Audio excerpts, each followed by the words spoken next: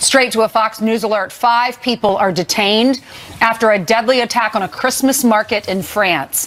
3 people are dead and a dozen more are injured. And at this hour, a manhunt is intensifying in Strasbourg, France, for the suspect who is on a terror watch list. Yep, Mike Tobin is live in the newsroom with how the U.S. is responding to France's plight. Mike. Well, Brian, so far the U.S. State Department says they are monitoring the situation. And as you mentioned, prior to this attack, French authorities already had the man they suspect is the gunman on a terrorist watch list. Now, this morning, the authorities out there have been stopping cars crossing the border between France and Germany. And that is after one source suggested that the suspected gunman may have already escaped into Germany. The suspect has been identified as Sharif Shakat, 29 years old. The police union says his home was raided before the attack. Explosives were found. Shakat was not. The shooter got inside a secure zone around the Christmas market in Strasbourg on the border with Germany, about 300 miles east of Paris. That is where he opened fire. 3 people are now dead, 12 wounded. Of those wounded, 6 are in very serious condition. French security forces say the officers did engage the gunman in 2 separate gun battles. The police union says the gunman was shot, not killed, and again he got away. One report suggested that he hijacked a taxi. Now, this Christmas market was the focus of a plot by Al-Qaeda back in 2000. And nearby in Berlin, there was an attack on the Christmas market just 2 years ago when a truck drove into a crowd with deadly consequences. 12 were killed there. Almost 60 were injured. And as we mentioned, the U.S. State Department is monitoring the situation. Guys, back to you in the studio. Wow, thanks, Mike. You know, this guy is not. They raided his house, as you mentioned. This guy's basically was walking around with a siren, says I'm a terrorist. He was in prison in 2008, prison in 2013. Now he's shot and on the loose. Yep. But I mean, they knew this guy was a problem. Prison for robbing someone, prison for stabbing a teenager, apparently became radicalized behind bars, and that's why police were watching him. Well, not only watching him, but they were trying to arrest him. They tried to get him before the attack. Correct. They went to his house. He wasn't home. So far, they've swept up 5 other people, but nonetheless, they're trying to figure out what went wrong. Apparently, he did use a long gun in the attack. 350 police are searching for him right now. It's not the first time we've seen extremist Islamic attacks in France, 2015, 2016, and as Mike mentioned a moment ago, that truck attack in Nice, France. Brigadier General Anthony Tata says there's one thing in common with a lot of what we are seeing this morning. Listen. This is the annual celebration for Strasbourg. It is the area that people from all over Europe come to celebrate Christmas. It's a terrible thing that's happened, and it's systemic, though, in Europe. When you look at France, 30 terrorist attacks since 2000, just this century, over 80% of them have been Islamic extremists that are a result of the lax border and immigration laws and rules. Well, that was General Tata. He had joined us earlier. A little bit later at 7:30, we're really looking forward. For the first time since he became Secretary of State, Mike Pompeo will be on our couch. We'll be talking to him for quite a long time about everything from China to Russia to the terror attack in France. Don't forget about immigration. Oh, were they talking about immigration yesterday? How about that? I wasn't able to watch. It was one of the craziest Oval Office photo ops since Kanye West showed up. The Fight House is the headline on the post. Steve, I like that reference, though. Right? It's about the same. Okay, so this went on for a total of 17 minutes. You saw it live. Chuck, essentially what was said was, Chuck and Nancy said, we don't need the wall to be safe. Mr. President, you don't have the votes in the House, and turn off the cameras so we can talk. And the president made it very clear. I don't know what you're talking about. We need the wall, and it's worth shutting down the government over. If you look at Nancy Pelosi, I started it. Look back at this tape. She has the same brawling tactics that the president has. But she said a better way of doing it. She's more passive aggressive. Oh, if the president insists on this wall, it'll be the Trump shutdown. Excuse me, that's not the Trump shutdown. I got the wall. I need the wall. Here we go. And then, as every time they go to close it, one of the 3 would add something and would bring it all back. And if you're in that pool spray, you are loving this. And so, if you're an American citizen, you're loving this. I'd rather have this fight in front of us rather than behind closed doors. The president was, at first, he had it was all under control. He talked for a while. He talked about the farm bill that was going to pass later this week. And then Nancy starts to talk, and then Chuck starts to weigh in, and they're arguing over shutting down the government. President finally says, fine, I'll take it. I'll admit I'm going to shut down the government. I'll own it. I will own it. Listen. One thing I think we can agree on is we shouldn't shut down the government over a dispute. And you want to shut it down. You keep talking about it. The last time, Chuck, you shut it down. No. And then you opened it up very 20 quickly. And 20 times. I don't want to do what you did. 20 times Chuck, you have called for, I will shut down the government if I don't get my wool. None of us have said. You want to know something? You've said it. Okay, you want to put that on You've my... said it. I'll take it. Okay, good. You know what I'll say? Yes. If we don't get what we want, one way or the other, whether it's through you, through a military, through anything you want to call, I will shut down the government. Okay, absolutely. fair enough. And I We am disagree. proud, and I'll We tell you what, disagree. I am proud to shut down the government for border security, Chuck, because the people of this country don't want criminals and people that have lots of problems and drugs pouring into our country. So I will take the mantle. I will be the one to shut it down. I'm not going to blame you for it. The last time you shut it down, it didn't work. I will take the mantle of shutting down. Okay, I've got a request of the producers and bookers. Could we please get a body language expert on to analyze what was going on in that room? You know, when you saw the president, he was emphatic. I will shut down the government over the money, the amount of money. It all comes down to how much money is Chuck and Nancy going to provide. And right now, it's not enough. The president's base loved what he said yesterday. And they're going, it's $5 billion worth shutting down the government for. Big poll, 65% of Republicans, when asked, is it worth shutting it down? They said yes. 21% of Democrats, 36% overall. But for the most part, what you have in this situation is a disingenuous attack because Senator Schumer, Senator Obama, the candidate Hillary Clinton, all have said in the past exactly what Donald Trump is saying. What has changed? Yeah, you know what's changed? The caravan. You know what's changed? The mayor of Tijuana. You know what's changed? Our troops at the border all being pushed to the limit because of, maybe there's some fine people down there, I'm sure most of them are, but we cannot allow our borders to be wide open and people to pour in just because no country can survive. Brian, that's why Republicans say they're just playing politics, because you're right. They were for the wall. They were for border security years ago. So many Democrats have said that over the years, including Nancy and Chuck. Take a look.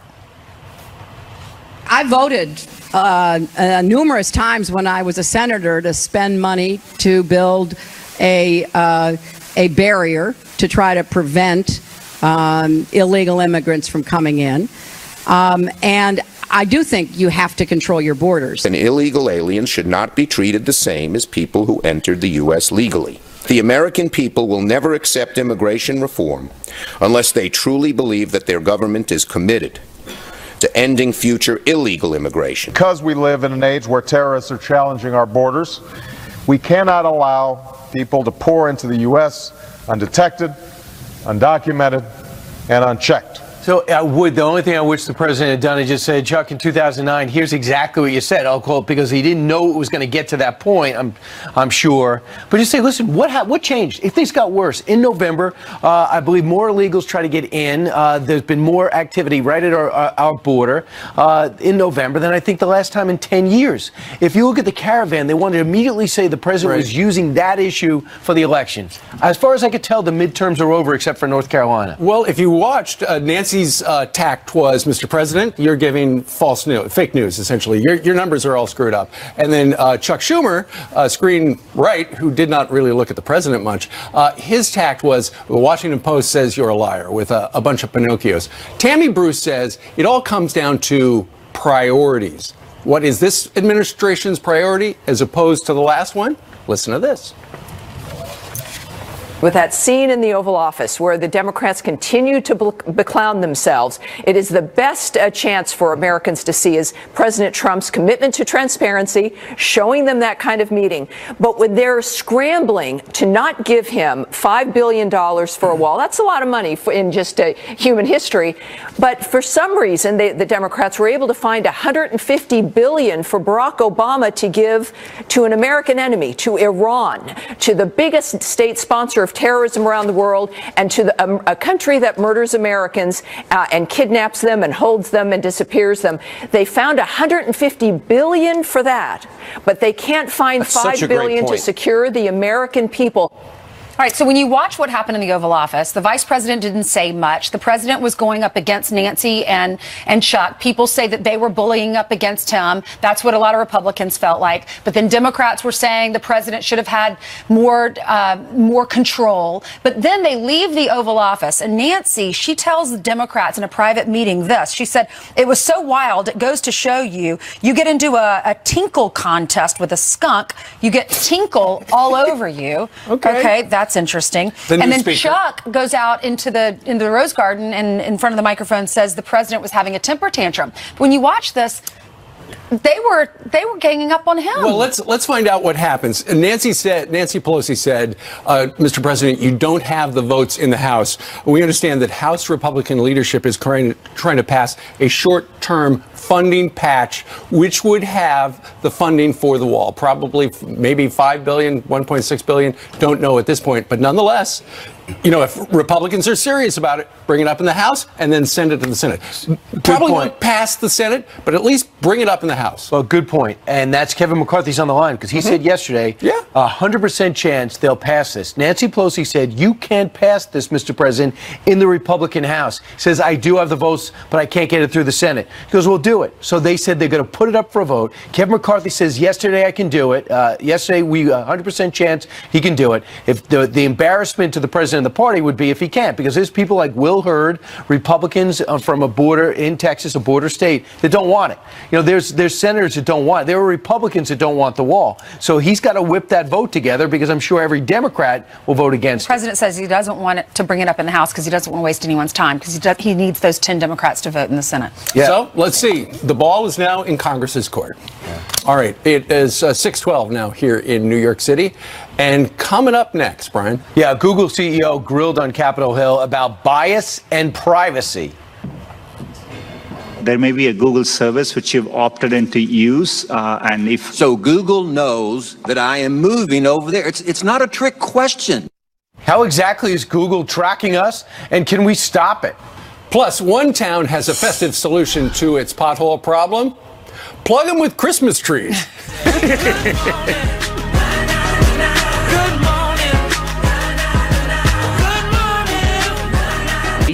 Give them the favorite gift package from Omaha Steaks today. A Fox News alert, an urgent manhunt intensifying overnight for the suspected terrorist who opened fire at a busy Christmas market in France, killing at least 3 people and wounding a dozen more. Security Studies President Jim Hansen led counter-terror operations of the U.S. Army Special Forces. Joins us right now live from D.C. Jim, good morning to you. Morning, Steve. As it turns out now this morning after the shooting, we understand that apparently the police were trying to arrest this guy before the shooting happened. They went to his house. He wasn't there. And that's a step in the right direction because, Steve, one of the most infuriating things about these incidents is we always end up hearing he was known to police. In this case, he was on the French terrorism watch list. They call it Fiche S. And he was someone they had identified as having been radicalized. Well, if that's the case, why is he just on a list? There's a term for these people, Patrick Poole, a terrorism analyst, coined, called known wolves. If we know they're there, if we're letting them live in the midst of our civilians, the government is doing something wrong, and they may need to look at what they're doing in allowing this. Sure. There have been fewer worldwide jihadist attacks so far this year, but there have been something like 30, 35 so far in the month of December. And that's worldwide. There's a lot in the conflict zones. There are a number of them happening around the world. There have been somewhat fewer in the West, and they've been somewhat less deadly.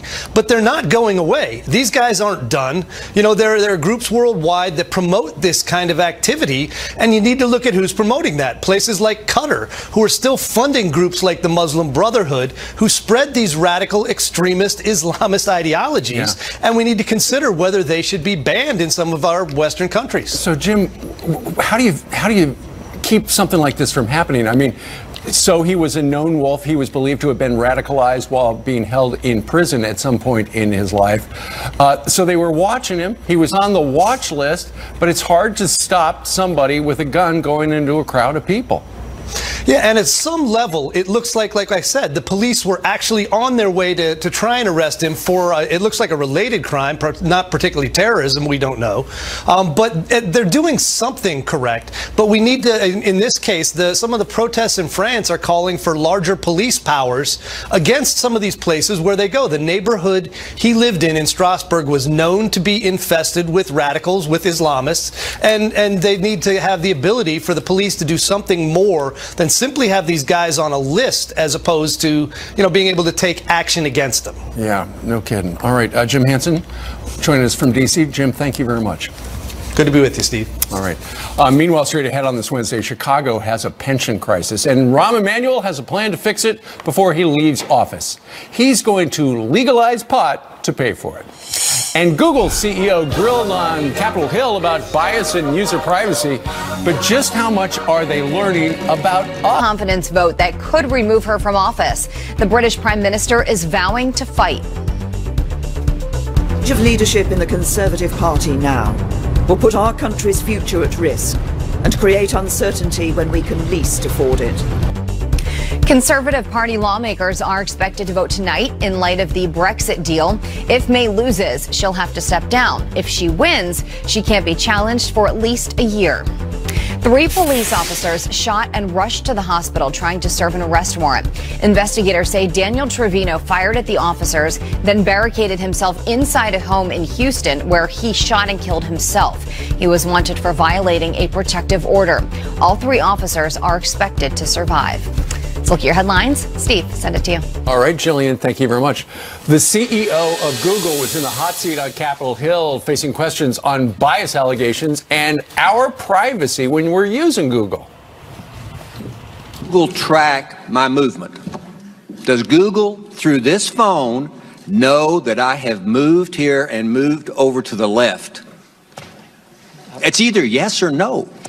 Not by default. There may be a Google service which you've opted in to use, and if so, Google knows that I am moving over there. It's not a trick question. Simple yes or no. All right, but how exactly is Google tracking us, and can we stop it? Yes. Do you want me to answer that question, or would you rather Brett Larson? That's going to be expert. He's an expert. He's going to take a closer look now. He's Fox News 24/7. This is your area of expertise. What was gained yesterday? Some insight, but I feel like we walked away with a lot more questions than we had answers. And I get it. A lot of that stuff is very confusing. It's hard to just be there in the hot seat in front of Congress and answer some questions. We did some investigating for Tucker Carlson. Take a look what we found. We wanted to figure out what exactly Google is learning about us throughout the day. So here's what we're going to do. We have 2 identical phones. The only difference between these 2 phones is this one is in airplane mode. Both of the phones lack a SIM card, and they haven't been set up to access any Wi-Fi networks. So for all intents and purposes, these phones have no connection to a data network. We're going to keep them with us throughout the day. And while I travel around DC, we're going to figure out just what Google is finding out about me. Our first stop, Sim's Convenience Store, just outside our Fox bureau, for a quick coffee. From there, we took a walk to the Capitol and took a quick walk around the Senate office buildings, and then decided to hop in a car and head around town. Hello. We're going to the Children's Hospital, please. To run our tests, we had to do more than walk the block, so we took a tour around our nation's capital. First, due north to the Children's National Medical Center Hospital, then west to St. Albans School and the National Cathedral. Our tour around town was a 14-mile journey that lasted more than an hour. The entire time, the phones had no access to the internet. Oh my goodness. Not a Wi-Fi connection and not any cellular data service. It almost seemed quaint to assume that Google wouldn't even be able to collect data on me. Let's head back to the bureau, my friend. That church is beautiful. Google's business model is simple. Collect data on its users and then use that data to sell targeted ads. It's a business model called surveillance capitalism. But does that critical data collection work even when your phones aren't connected? So we're back here at our Fox bureau in DC, and we've got both of our phones exactly how we left with them. The only difference, really, I snapped a couple of bad selfies at the National Cathedral. But but otherwise they have stayed in my pocket for the entire day. So let's find out what they know. This is our man-in-the-middle device. It's basically a Wi-Fi network that these phones are going to connect to once we turn their Wi-Fi on. It's going to pass data through it on the way to Google, but on the way, we're actually going to get a copy of the same data that Google's going to get. We'll be able to decrypt it and then find out where we've been throughout the day. Within minutes, the numbers rolled in. The phone that wasn't on airplane mode registered more than 100 locations, 130 activities, and even 152 barometric readings. As soon as it hooked up to our Wi-Fi, it transmitted 300 kilobytes of data straight to Google. The phone even logged our exact locations, tracking us all around town, the Capitol, the hospital, the school, and the cathedral. Now you may notice what's missing here is the exact route that we took, but it got that data too. It knows when I got out of the car. The metadata has a time log down to the very second, tracking everything when they think that you're walking, riding, and yes, even getting out of the car. Okay, so you're thinking, this isn't a big deal. I'll just put my phone in airplane mode. Yeah, we thought of that too. This is the other phone that we had with us that no SIM card also remained in airplane mode the entire time. Let's see what kind of data it captured. The phone with airplane mode activated actually logged more locations and activities than the other phone, and it also transferred hundreds of kilobytes of data to Google as soon as it was activated. The only thing that's missing from this map is our stop at the Children's Hospital, but it still knows we were there. There it is. Exiting vehicle, 100% accuracy. Through complicated user agreements and free software, Google gets users to sign away their privacy for nothing. They're even following you in the places that most people would expect total privacy: government buildings, a children's hospital, a private school, a church. Every move you make, every step you take, Google is watching you.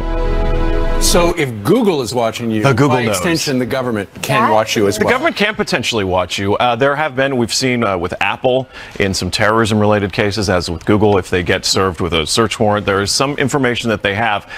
And I know it sounds really scary, but most of this data is being used to sell us increasingly more targeted advertising. Why does Google need to know you're walking around? Well, maybe they want to show you an ad for a store that you're going to walk past and they know where you're located. They can also take a lot of this data to improve some of the services that they have and some of the features because it's good, literal user Is there data. anything you can do to stop it? Yes and no. You can opt out of a lot of this stuff. You can I don't read even through. remember opting in. Exactly, because none of us read those license agreements. And I'm glad to see that was one of the questions that Congress asked yesterday of Sundar Pichai. Is the license agreements are very complicated, and most of us, and it's fine, we don't read them. Right. But we need to be better informed about what they're taking and what they're doing with it. I have to live with a lawyer. I mean, really, I click on everything. I just look for the box. No, all you have to do is live without your phone, but nobody can do that. Nobody can do that. But the CEO of Google knew the answer when the lawman said, if I move over there, does Google track me? The answer is yes. The answer is yes. And as we saw there, even when your phone is not even connected to a network, your phone has accelerometers, barometric pressure sensors in it. It's constantly taking information from around you to sort of guesstimate where you are. So yes, the phone knew where, if the congressman got up and walked across the room, the phone would have known that. Brett, thanks so much. That was very informative. Fascinating. And by the way, Scary and fascinating. Google knows now I have to tease. I had no idea. My phone just reminded me. Because I did it yesterday. Google knows how lazy we are, that we don't go to the gym, that we take Ubers, we don't walk, and we sit on a couch for 3 hours. Thanks, Brett. It knows that. Thanks, guys. You are not lazy. Nancy Pelosi and Chuck Schumer claim they want border security. They just don't want to. House Republicans are considering a vote on a $5 billion bill to fund a portion of the border wall. It comes as President Trump threatens to shut down the government in an explosive meeting with the Democrats. I have an idea. Let's just meet halfway. Griff Jenkins is live in Washington with what is at stake as the clock ticks towards the deadline day. I'm curious, Griff, is Nancy Pelosi right that the president does not have the votes from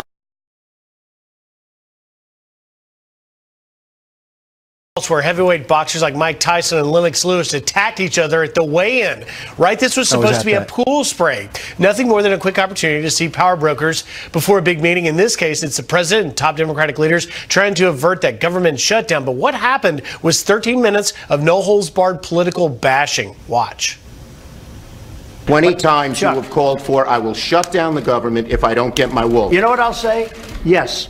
If we don't get what we want, one way or the other, whether it's through you, through a military, through anything you want to call, I will shut down the government. Okay. Now, this was caused by a fundamental disagreement over funding for the border wall. The president wants $5 billion and nothing less. Democrats are offering $1.3 billion and not a dollar more. Afterwards, it appears they're really not any closer to agreement. If he sticks to his position for a $5 billion wall, he will get no wall and he will get a shutdown. This Trump shutdown, this temper tantrum that he seems to throw, will not get him his wall. And Nancy Pelosi, who's seeking another term as Speaker, later told fellow Democratic lawmakers in private that Trump's border wall was a quote-unquote manhood thing.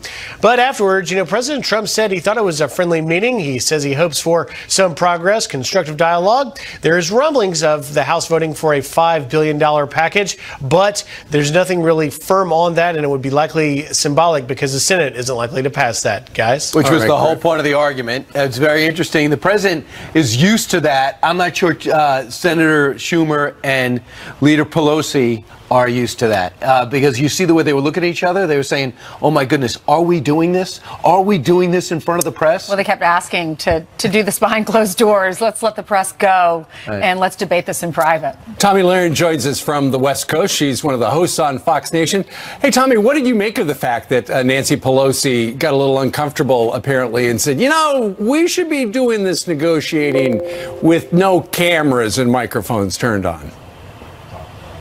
Well, of course she would like that. Democrats usually prefer when things aren't transparent, but when I saw President Trump say the things that he said yesterday, I thought, exactly, that is the man I voted for. We voted for the wall. We voted for someone who's going to stand up for border enforcement, border security, and for our border protection agents, and that's what President Trump did. Of course it made Chuck and Nancy uncomfortable. They have no problem spending taxpayer dollars on illegal immigrants or other worthless projects, but they have trouble spending $5 billion to secure this country and to protect American interests.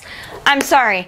I think the American people are behind the president. We want the wall, and I think we're going to get the wall. Well, the president separated those two, and they kept looking at each other after they were talking, not making eye contact with the president. Watch this. The point is that there are equities to be weighed. And we're here to have a conversation in a prayerful way. So I don't think we should have a debate in front of the press on this. Let us have our conversation, then we can meet with the press again. That's our proposal. If it's good then, it's good now, and it won't shut down the government. Chuck, we can build a much bigger section with debate, more money. Let's debate in private. Okay? Yeah, let's debate in private. It came in here in good faith, and we're entering into this kind of a discussion in the public view. But it's not bad, Nancy. No, it's called transparency. So, I mean, he's saying it. If I'm going to say the same thing behind closed doors that I'm going to say in front of the camera, so what's the difference is the president's point. Well, of course, and what this president has done over and over again is say, I'm going to be direct with the American people. This is what I want. This is what you elected me to get done. And the Democrats don't like it, but he's going to call them to the carpet, and he's going to say, you know what, we want to see where you two stack up on this, and we want the American people to see where you stack up. Of course, it made him uncomfortable, but me as a Trump supporter, as an American, I loved watching it. I got a feeling you're right about his base loving it because that was one of his core agenda items. You are going to be doing on Fox Nation. Check it out. A special called The Migrant Standoff. And we've got a clip, and then we're going to ask you a couple of questions about it. Here's Tommy.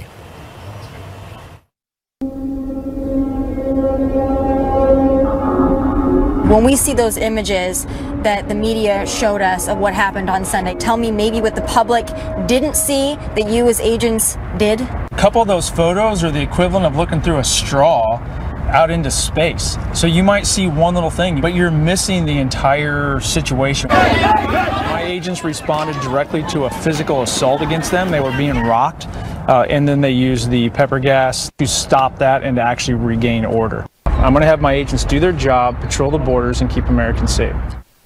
So that's the Fox Nation special. You've got the Migrant Standoff, which is taking place just a few miles south of where you're sitting right now. I had the opportunity to spend some time with our border agents last week in San Diego. I saw the area where the migrant caravan really rushed the border and attacked our agents. I saw the rocks on the ground that were thrown at our Border Patrol agents. And I got to tell you, after watching mainstream media coverage on this, so many people got it wrong. I went there to get it right, and it's going to be exclusively on Fox Nation, and that's debuting on Thursday.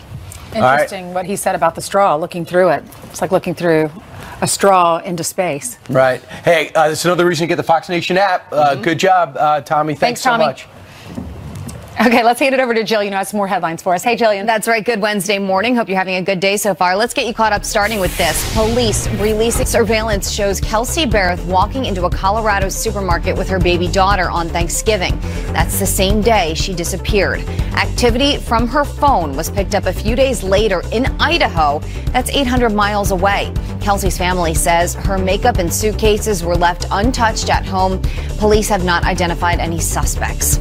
Chicago's liberal mayor thinks pot and gambling are the solution to the city's pension crisis. Rahm Emanuel wants to legalize marijuana and open a new casino to resolve the issue.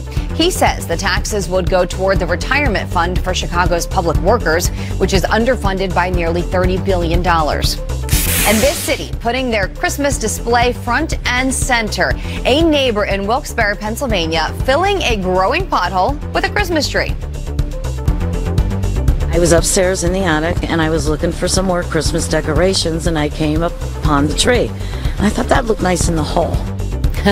The festive fix caught the attention of the city and it's expected to be patched up this week. Some of those potholes are huge. Right. If the goal is not to hit the pothole, it's a great idea. Absolutely. And Right. it got the attention of the city and it's If we going to be put those in New York City, though, they'd be like all over. You would be able to drive. Christmas trees everywhere. Exactly. Like a the tree farm. No, exactly. It would hurt shock absorber sales. Definitely. I mean, if you drive down Thanks, Jillian. down the street in New York with a cup of coffee in your hand, you better have a top. Right. Getting all over your lap. All right. Or a Lots of Mercedes. potholes. Or Mercedes. Yeah, smooth ride. Yeah. Good luck. All right, come on. Alrighty. All right, Secretary of State Mike Pompeo joins us live here in the studio with reaction to the France terror attack, the border, China, and much, much more. You That's in keep the next bragging hour. about his appearance. Plus, more winning under the Trump economy. There are 7 million job openings right now in the United States of America. Not mine. Charles Payne says you can thank regulation cuts for the jobs. Does and anyone he is want coming up Brian next. Kilmeade's job? It's good to be alive right about now.